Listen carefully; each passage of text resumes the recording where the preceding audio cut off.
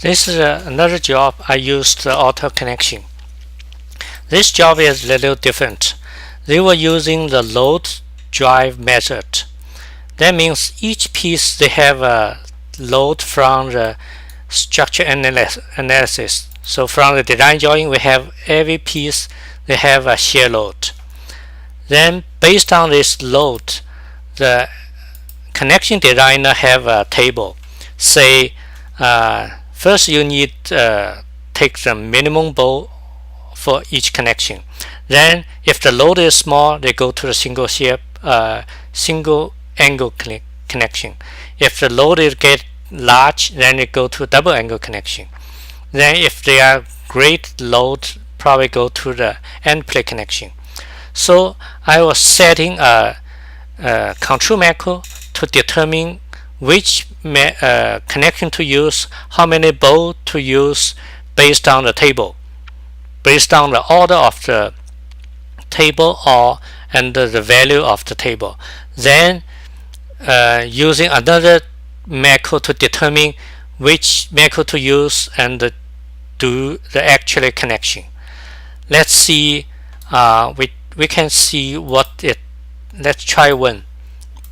We have the one beam. Let's try one beam.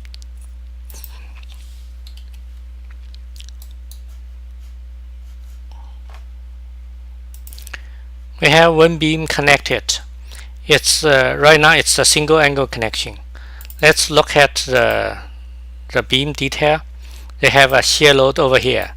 So right now it's a small load. Let's increase the load. Let's put a 50 and get the beam modify. Then we modify the connection. We didn't change anything. We just modify the connection. See, the bolt is get 4 bolts. Then we increase the load again. Say get 80. Modify. Then modify the connection.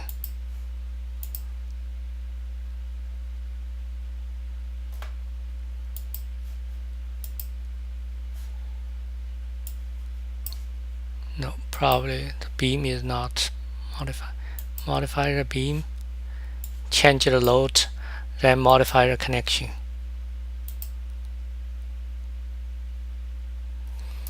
See, it's go to the double angle connection. Let's increase the load again. Let's change to 100 kilo. No, it keeps. It's in period system. Then modify again. They increase the bolt. So what I did is I have a control macro. You can see inside the control macro. Let's open it. See connection data, connection code. So there is multiple tables. This one table is for squared beam, one table is for the skewed beam, one table is for the bend plate because the skewed angle large than 45 degrees they need bend plate. Then they have a bolt table, bolt row table. Based on the bolt row table, this is essential. For any profile, you have a maximum bolt and minimum bolt. So the design like start from the minimum bolt, check the minimum bolt first, and for the low connection first. Then if the load is matched with the lower minimum bolt, then you will go with it. Otherwise, then you will increase the bolt quantity and up to the maximum bolt quantity. If that one doesn't match, then you have to go to the next level of the connection type. Let's look at the beam square. So ST-09, this is the connection code. This is the single angle connection. So this load is low. Say for the 18, or look at the bowl. For the 3 bowl, the capacity is 39.9. So originally our beam is 38. So the 3 bowl is enough for the single angle. Then we increase to 50. Then they have to go to the 4 bowl. This capacity is 59. Then we go to 100. So you can see 18 maximum bowl is 5, and 100, no, this table doesn't match anymore. Then we have to go to another one. ST05 is a double angle, so we have to go to double angle connection, getting 100. So this is the 4 bowl, and also they have a minimum web thickness requirement. So the program will compare both, compare the capacity and compare the web thickness.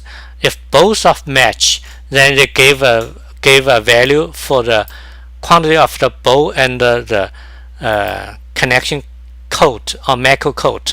Then the next macro is able to using those info to create the connection. If the load is really large, like 200, and you can see the 18 beam cannot take 200 load by these 2 connection, then the connection will fail, and in the model this connection will be empty. Then you have to look into and check, probably give a special connection for this. So by setting up this connection using the connection load table and the condition, we were able to select. I was try on the source portion of the beam of the building, run 7 level in a day. Each level I select all those beam, then run for 1 hour to create about 200 connection. Then save it, go to the next level, do the same thing again. And for this building we have another one is called side plate connection. This is a special connection, and it's quite interesting because design gave a lot info for this, depends on the load. Let's look into it. Connection, side plate connection. Let's say we have one side and both side connection. Let's look at one side connection. I was doing 2 things. One, the big one is do the side plate, or the gusset plate, and the other one is doing the detail of the angle, the bowl, and I call it subside beam. And inside we have a side plate table. This is the table from the design. They gave the Excel file, and I have a program to transfer to the text file to read it quickly. So you can see each location design gave a code, say A1, A1C, A2, A3. Then based on this code, then they have a value for say the top angle, side plate thickness, stiffness thickness, where, when, where to the different location. They will have indicate, and all those where and all the bowl angle, bottom angle, CH, those are the detailed information. So you can see for each connection they have 15 different value. So if you input those value for each connection, this take a lot of time, and also it's very hard to check it.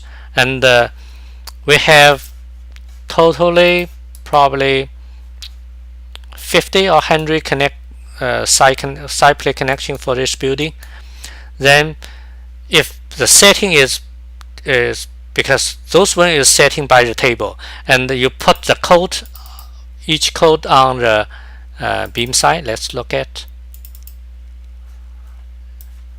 same idea. If put down the connection code, and then the program is reading this code and using this one as an index to read the table and getting all the design information to the connection.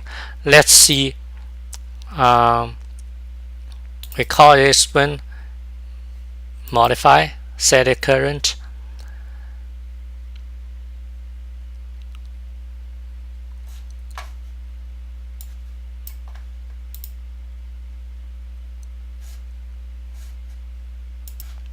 Then let's see, I delete this connection.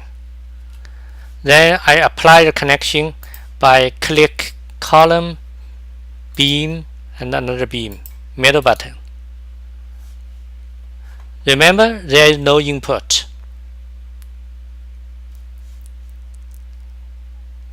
See, it's done. Exactly the same as we did before. And if you double see all those where all those information is based on coming from the table, and you can see the connection itself, there is no input.